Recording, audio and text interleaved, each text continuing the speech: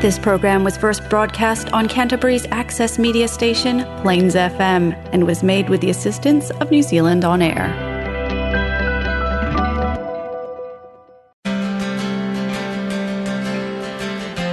Now it's time for Spiritual Learning with Priestess Lilly.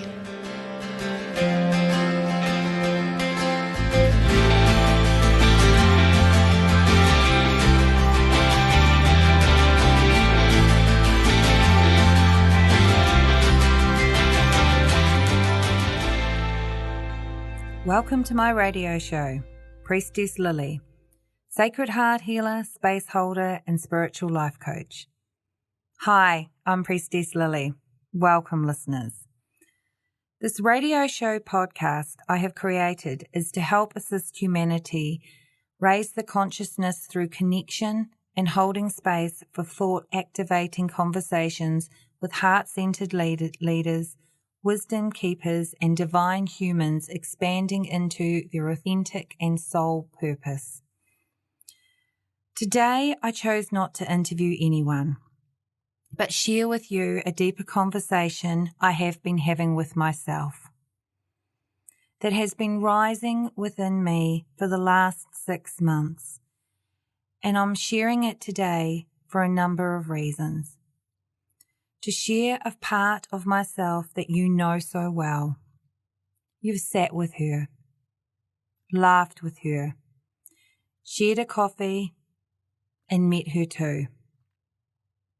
I'm sharing it as I need to shed the skin.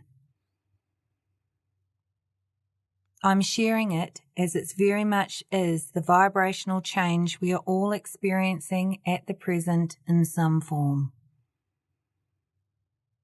We are all in search for the same thing: happiness, love, and purpose. But what if you are the purpose? Your life, your soul was the purpose. Everything you need is within you. You just haven't embraced it, welcomed it in, and sat with it and become comfortable. You haven't given yourself time to cultivate and activate her and truly allowed her to lead. There is no denying that we are living in an ever-changing and challenging times here on the Great Mother at present, but you chose to reincarnate at this time for a reason. You may not know it yet, but your soul knows it.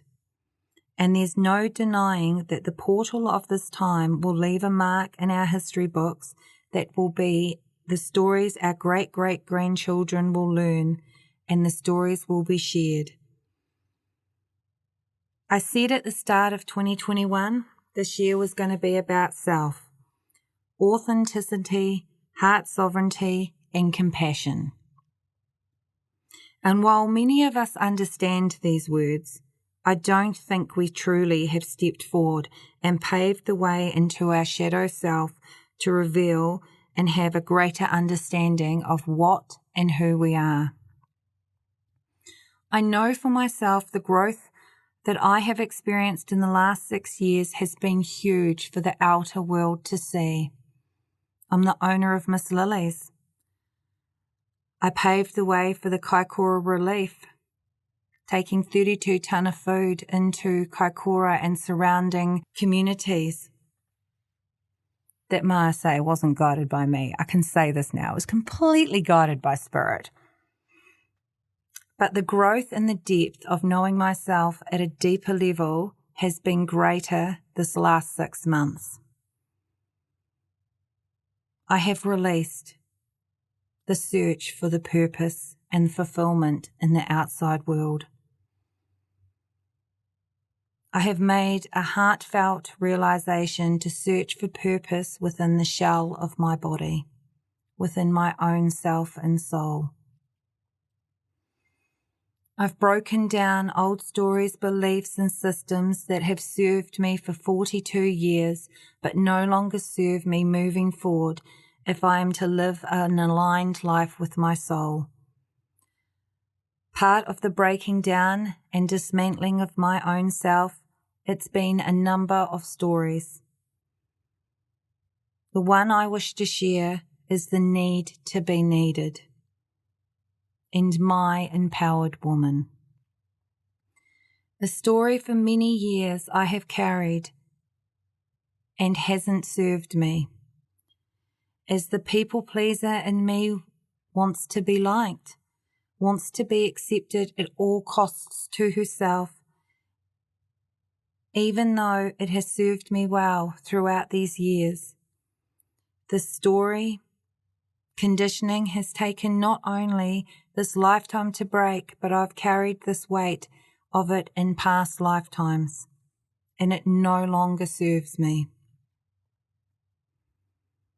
I've had to become uncomfortable to become comfortable, using my voice and saying no to myself. Not others, myself, as it was my choice to say yes. And through this, it has challenged not only myself, but many relationships, people, friendships around me, as all of a sudden I've moved the goalpost. But it was needed to be done for me. To start honouring myself at a deeper level and learning to align with my soul purpose. The deeper I have gone within, the deeper I am withdrawn into my coven space of self. The more I've had to see through the veil of new eyes of my own self. I need to understand that to truly give compassion to others, you need to have a deeper level of self-compassion for self. I needed to let go of a part of me that has served me in this lifetime so many times before, and what was no longer needed for me to continue on. I needed to free myself from her, the empowered woman, my shadow self, and let her go. I'm going to share with you my sacred insight. I've known her for so well, 42 years in fact. She's my go-to.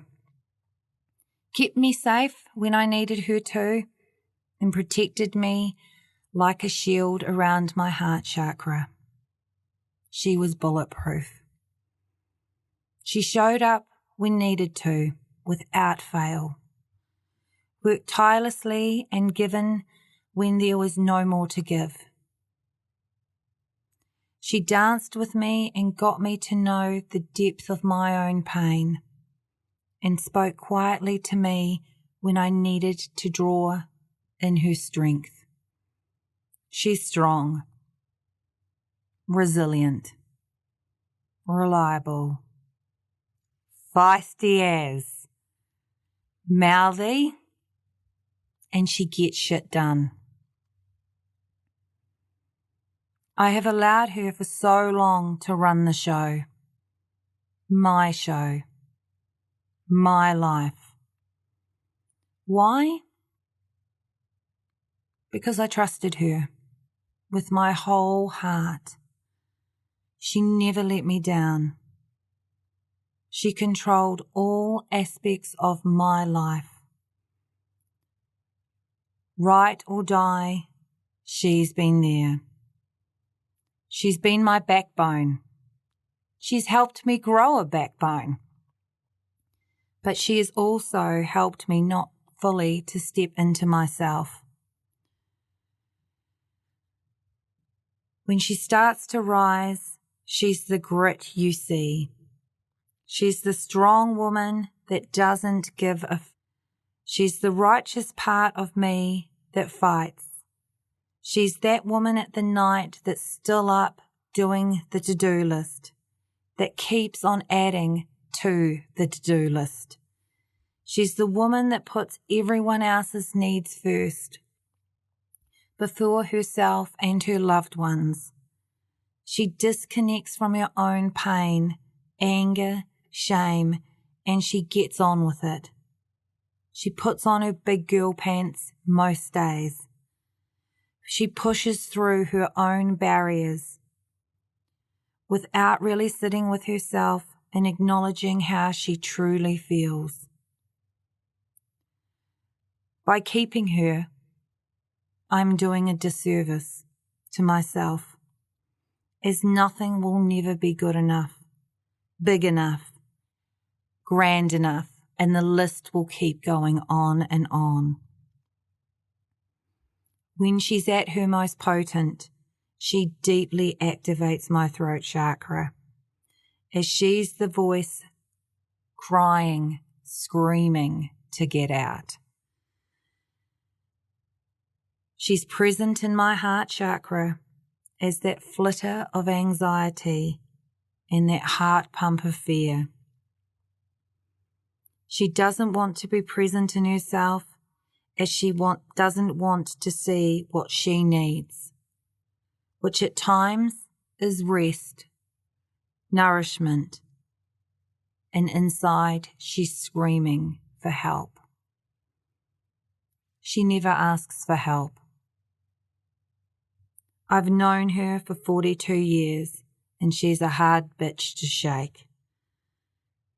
But by thanking her, I can release her and step fully into myself with purpose and without regret or fear. So today, I give thanks to her, the empowered woman. Thank you. Thank you, my beloved, for always showing up. Even when I know in your heart you felt the fear. Thank you for rising. Thank you for protecting me and comforting me when my life felt like it was in turmoil, out of reach, out of control. I give you thanks. Thank you for teaching me to survive, so now I can truly thrive. Thank you for leading me to fight instead of flight. Thank you for listening in the dark hours when I could not rest, for dancing with me many nights under the moonlight, for sharing with me your heart, your knowing, your inner wisdom of myself, for empowering me to believe, for showing me, and leading me back to myself. Thank you, thank you, thank you. We have travelled together and you have led the way. But now comes the time that I must lead, and you must step aside. For I must fully embody this new way and hold my own sovereignty and change my way. By releasing you, I am honouring a new for me to be in this world that honours me. No more exhaustion. No more pleasing. No more not honouring myself. No more to-do lists that never get finished. No more shame. No more not feeling good enough. No more needing to be needed. For this cycle is broken and ended, and with death there is rebirth anew, a new season of learning. And with the seeds that are planted, may we witness the growth. And so shall it be. Thank you. If we nurture the seed, it will blossom and bloom. We all need love and care to fully realize our potential. And that doesn't start with others. It starts with ourselves, digging in deep, looking at our shadow stuff, nurturing ourselves is a struggle that it doesn't need to be. We need to give ourselves permission and compassion. Compassion is our greatest gift we can give ourselves. Not self-love, compassion for self. Breaking down the barriers of shame, self-worth, not feeling good enough, not being enough, needing to be needed, and the list just keeps on going on and on. Really looking within and taking an honesty pull on life, your life. What are you not willing to address or see? What lessons no longer need to be carried that you can let go of for greater healing within? What gets in the way of you truly, truly being honest with yourself? Fear? If so, you need to lean into that. That's where your growth is. That's where your light is. How do we nurture our own inner seeds of light, our soul? She is truly deep and enriching experience. Our shadow work. This is our shadow work. It's not all rainbows and unicorn. This is the real work. It takes great courage and strength to show up for yourself and be okay to see elements of yourself that you may not wish to see. This work takes time, so make time for self to enable those tender conversations with self to flourish within. There is so much to be gained by going deep within, deep into your coven space of self, as there is so much of her yet to be explored. Doing your shadow work can bring forward so much. So, your sacred inquiry. For those that journal, or if you don't journal, you meditate, just sit with these questions and see what comes through.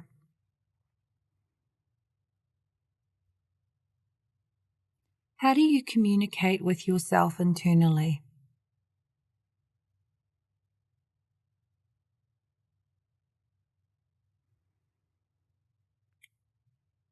Do you have self-compassion for the conversations that you need to have?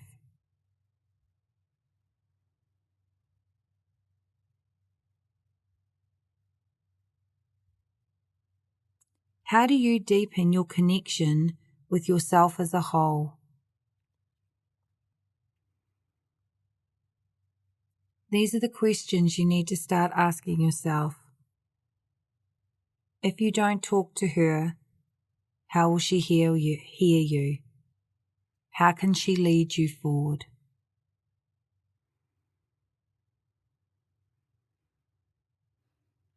Affirmation for self. I am led by the power of my inner consciousness. My inner light strengthens my core purpose and illuminates the pathway ahead, even though I may not see it yet. I trust, and know I am being guided forward. This is the work. 3 sacred shares. I ask all of my beautiful people that I get the opportunity to interview on this space. And so I've decided I'm going to answer these questions myself. So what's one thing if I could change right now in the world to expand the collective? And I really sat with this because obviously there's so many things I'd love to change. But the one thing that I would really love to change is that women really embraced their intuition. That I wish that more people followed their own guidance, their own inner wisdom, and leant more into trusting their true self, trusting those whispers. If more of us did that, we would live in such a more aligned world. The vibration of the collective would change, and more people would be following the essence of their soul. Unfortunately, the reason why we don't follow our intuition is because we believe it's airy-fairy. Some people believe it's airy-fairy. Some people hold still past wounds and pain from past lives that they need to work on, and we just need to trust and feel into it. What do I do for a sacred practice for self? So I do a number of things. I run the bath at 9 a.m. and sit and have a bath and just soak up my bones. That connects me to my feminine energy because water is very feminine for me. And I normally, when I have a bath, I normally get downloads. Some days I sit at my altar and just sit there and meditate. Other days I pull cards, walk in nature, sit with self, journal. It really depends on what I'm called to do to really fulfill my soul at that particular moment. At the moment for me, it's very much going deep into my coven space and really sitting with myself so I can go deeper into my own work. And you know what? It's scary some days, but it's also so magical when I get snippets of guidance that then just keeps following through for the day as signs or as number plates or as, and I just keeps letting me know that I'm on the right pathway. And so for me, my sacred practice isn't like an hour a day. It's actually small moments throughout the day. And if I could give my 5-year-old self any advice, what would I tell her? I would tell her never to stop daydreaming and never stop believing. Nurture yourself to be your true self in all aspects and don't try and fit in. It ain't going to work. Just go and do you and be really proud of you. And I just want to say that this is something that I'm really, because obviously I have a 6-year-old son and we have open conversations about angels and energy, everything really. And the interesting thing is I've never not stopped him not wanting to have those conversations because that's just who we are. That's just who we are. And that's what makes us who we are. And I never had that nurturingness that I remember of within my own family.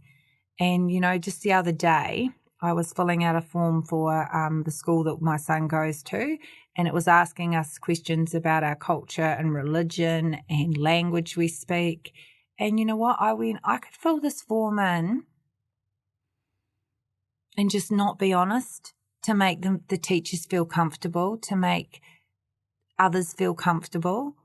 But actually, I'm going to write my truth. And so I actually wrote, that we speak English and I speak light language at home, and that Thomas senses energy and sees angels, and I wrote our truth and for our religious beliefs that we believe in spirits and spirituality. We don't practice a religion as a whole. And I've been baptized Presbyterian. I just went, I need to write my truth, because the more that I write my truth, the more that I allow my 5-year-old son to accept his truth. And our job is not in this world, is not to make others comfortable. Our job is just to be ourselves. So, that being said, thank you so much for allowing me this time to share with you my inner shadow work, my journey. I hope it has helped inspire others to step forward into their shadow work. Kia ora, I'm Pia. I'm the producer of Lily's show here at Plains FM, and we're going to have a little chat, I guess. Can't wait. Yeah, so we haven't worked together that long, so it's quite a good opportunity for us to get to know each other. And one of the things I was wondering about is when you talk about spirit, or you're being told things by the spirit. Mm-hmm. Do you have like an image of the spirit, or is it something that just comes? Yeah, so great question. Really good question. So obviously for me, I have a council of spirit guides. Okay. And so depending on how it comes to me will depend on who it's coming from. I normally get it as a knowing, like I just know, and then and I just can't shake it, or I get it in dream time. I get it play out as images in my third eye. I get it as a hearing. I hear spirit. It really depends. And if I question it, then they'll come in harder with it in one of my other senses. So, yeah. So for me, spirit's normally my spirit guides or my inner knowing, which is normally coming from spirit. But I also, when I'm connecting to clients, I can connect to their loved ones that have passed over. Okay. And one of the things you said was your placeholder, and I don't really know what that means. Oh, space holder. Space holder. Yeah, no, that's cool. So a space holder for me is I hold space for people to go deep into their work. And so literally support them, hold that space, know it's a sacred container, a sacred space for them to explore what it is that they need to explore. And so prior to Priestess Lilly, I'm actually a qualified coach, life coach, and also a qualified counsellor. And so I did a lot of counselling with clients with severe trauma. And rather than you trying to fix them or, sometimes it's okay just to sit in that uncomfortableness and just hold that space of that energy of how they're feeling right then and there. That's a space holder. Oh, that makes a lot of sense. Yeah, yeah. And how did you first sort of come to know about your spirit council, and when did that become part of your life? So for me, I have known that I was gifted since probably the age of 5, so quite earlier on. I was brought up in a little community called St Andrews, south of Timaru, and so for me, very conservative, very conservative. And most of my family had passed away before the age of 10. Wow. Yeah, so I'd lost quite significant family members before the age of 10. And so they weren't gone for me. I could sense them sitting on the couch and see them and stuff like that. So it was really, really hard when you're so young to speak your truth and your other family members around you be so caught up in grief. They were still in grief and didn't know what to do with me, didn't have any idea what was going on. We were Presbyterian, not fully practicing Presbyterians, but we went to church and, Easter and stuff like that. So it was hard for my parents when they were struggling in their own grief. Then for me, my teenage years, you know, I drank my way out of it. I just drank because it was my only way of coping, because there was no one to talk to about what was really going on for me at a deeper level. And so that was really, really hard. It was really hard. And then I met a man, as we do, and married him and moved down to Meraki. And while I was down there, that's when my intuition, my spirit guides ramped up to another level. Like, it just became another level. It was about them keeping me safe. My spirit guide at that time was my nana. And so and I was suicidal in that space. So my marriage wasn't good.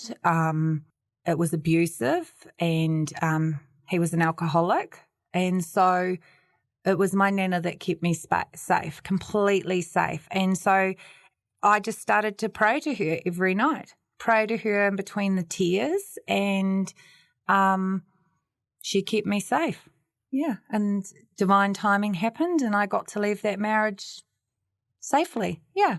That's a pretty amazing story. Yeah, and then from there, so that's how I met my nana and my counsel. And so then I studied to become a counsellor and worked at Women's Refuge, and also worked with New Zealand Police. Wow. Yeah, and I learnt my gift really ramped up to another level, and I learnt to sit comfortably with people's uncomfortableness, and everything that they weren't telling me, I could feel it or see it, or and I just knew, like I just knew certain things. And then I could no longer work in the medical frame of what counselling was when I was feeling so many other things. And it was about ticking boxes to get funding.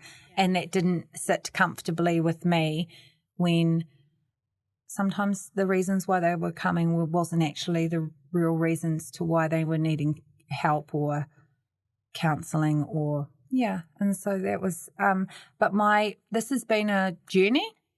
I now can confidently say I know who my counsel is. They change depending on where things are at with me. And yeah, this is something that no one's taught me. No one's taught me spirituality. God, if it was only that it's simple, you know. I've really gone deep and trusted the process, trusted my guides, and trusted where I'm at. Yeah. Is your nana still one of your... Yeah, she is. She flitters in and out. Yeah, so she flitters in and out. I have her. I also have a lady called Annie who has just come to me in the last 2 months, and she is an ancestor that was actually murdered in the witch trials in Scotland. So this is centuries, and so I'm really connecting to my ancient lineage. Yeah. And you mentioned witches on your website. So do I?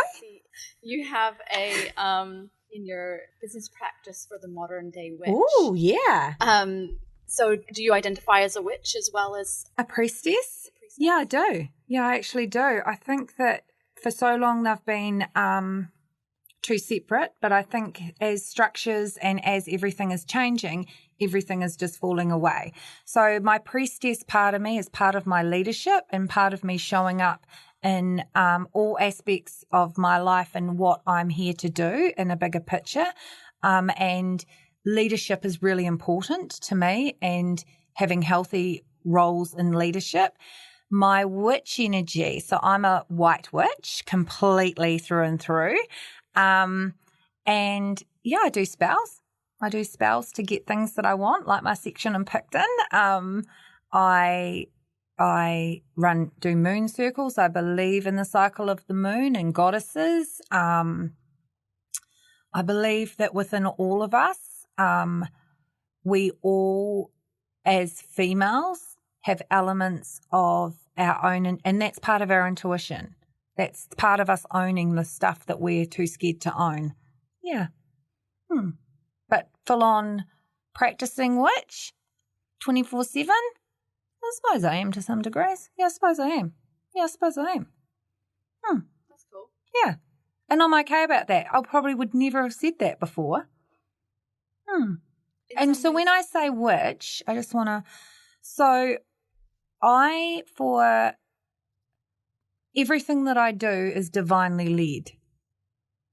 Everything that I do is divinely led, and if it doesn't sit comfortably for me, then it doesn't happen. And so the whole Kaikoura thing was divinely led.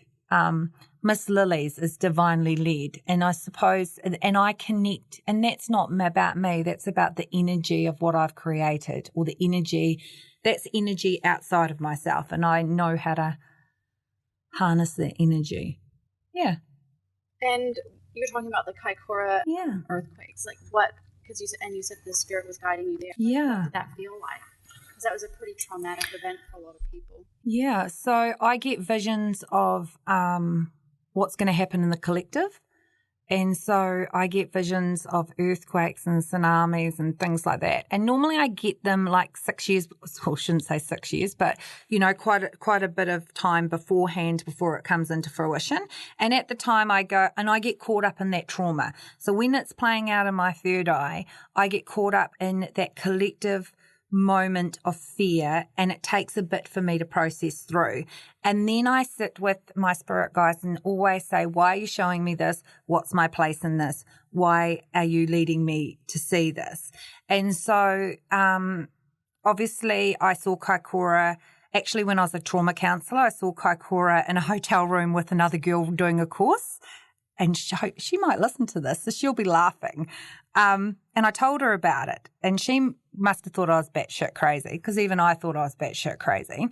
And I said to her, I get this feeling that there's going to be an earthquake with Kaikoura, and it's going to be blocked, and I've got something to do with it, and there's helicopters and the All Blacks. And that's all I said to her, because it's all I got. And she looked at me and was like, oh, that's a bit weird. And I was like, yeah. I don't know what that means. So, and I'm got something to do with food. So when Kaikoura happened that night, I told my husband about this. I told my sister-in-law about this, my sister, and just my immediate family. So obviously we woke up to the earthquake, and I've never shared this. Obviously we woke up to the earthquake. And I knew it was something different. I knew it felt different. And when we started to hear media that it was from Kaikoura, all of my family looked at me and were like, wow, Lily, wow. And I said to my husband, this is now my choice to own who I really am, or not do anything. And so part of that was I put a post on Miss Lily's Facebook page. So I own a catering company called Miss Lily's, and I had a big platform, and I just put a post on Facebook and said, who would like to donate food? I've got a helicopter that will fly up to Kaikoura and deliver food to people, just non-perishables, who's up for it. And from there, it just was so divinely led. It had nothing to do with me. I was just nearly the vehicle and the messenger for it. And, one lot of food turned into a pallet of food that turned into like 10 helicopters that turned into like the whole Rangiora airfield flying for me for free. I keep saying to people I have no money to pay anybody. That turned into like 32 ton of food in my driveway, and just community groups and schools, and so many people just showed up with so many things. And I remember at the time thinking, wow, like everyone thought it was about me, and it had nothing to do with me. It was just merely I was the vehicle to hold space and be the container and the vessel for something so much bigger. And then, the bunker started to call me, this beautiful man. He must have thought I was crazy, but anyway, the bunker started to bring me, and it ended up being that a woman with no resources got everything because I just solely believed and I trusted spirit. And 5 days into it, the bunker rung and offered me the Canterbury frigate. Yeah. And I was just the space holder for something so amazing to happen. And I actually wrote a book about it called Come Together, and it's the PC version because it's not the version that I really wanted to say because I was still hiding my spirituality. But yeah, and that was a part of me actually owning who I really was. Yeah. And we talked before the show kind of about the collective for 2021. Yeah. What do you see? And we talked briefly about big changes in May, but what other sort of things do you see? For 2020, yeah, for 2021. Okay. I actually do posts on my Facebook page about this every now and then when I just pop in with something that comes in. I do think that 2021 is really much about our inner self work. I think we're going to start to see more structures break down. And when I say structures and systems, I think it's just going to be an unveiling of just what's happening with the royal family right now, an unveiling of certain things that we've held in high regard not really being what their true nature is. And I think this is happening like at a global level within the world, but this is also going to be happening in our own individual communities. So I think that's one element of it. And I think we're going to be, as much as people say about conspiracy theories, I think that there is, and I'm not a conspiracy therapy person, but I think we're going to start to see some truth in some of the things that have been leaked over the last 10 years. I think we're going to see May, June, July is going to be a massive shift energetically. And I think by September, we're going to start to see, not here in New Zealand, but we are going to start to see some countries open up to some freedoms and travel. But I don't know what countries what that actually looks like as a whole. I feel that America has got a little bit more pain to endure. There's a little bit more of awakening and pain that America has to endure for things to be a little bit more real, but also the elements of humanity. And the word humanity, I think we haven't really learnt that yet. We all think that we're human and compassionate human beings, but I don't think the word humanity, we've actually fully seen it at its fullness, at its absolute fullness. And I think that's some of the stuff that, this 2021, it can no longer be not our problem. We need to start getting angry about the things we're not happy about in our communities.